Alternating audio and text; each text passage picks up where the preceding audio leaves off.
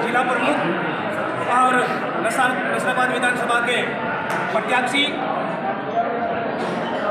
इस मौके पे मैं आप सभी को और सम्माननीय पलाड़ा साहब को निवेदन करना चाहता हूँ, आश्वासन देता चाहता हूँ।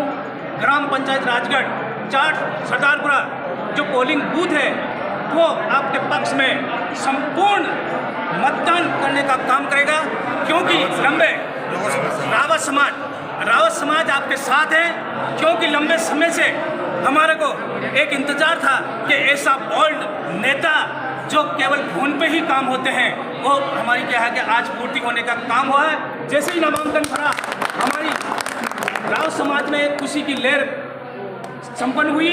इसी मौके पे मैं आदरणीय पलाड़ा साहब को धन्यवाद देना चाहता हूं और इनको विश्वास दिलाना चाहता हूं कि रावत समाज राजगढ़ पंचायत और पूरा बारापुरा पंचायत के अंदर विधानसभा क्षेत्र नसराबाद क्षेत्र में आता है। हम भरसक प्रयास करेंगे कि पलाड़ा साहब के पक्ष में मतदान करने का।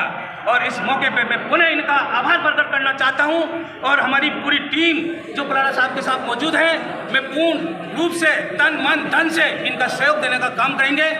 इसी मैं धन्यवाद देते हुए मेरी बात समाप्त करता हूँ। पवन सिंह पलाड़ा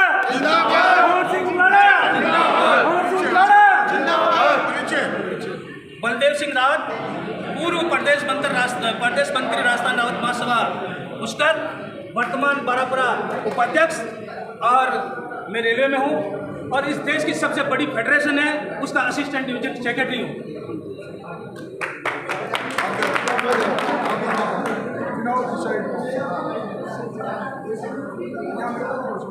सबसे पहले तो जोरदार आप सब लोग पलाड़ा साहब के जिंदाबाद बोलेंगे। पलाड़ा साहब जिंदाबाद, पलाड़ा साहब जिंदाबाद।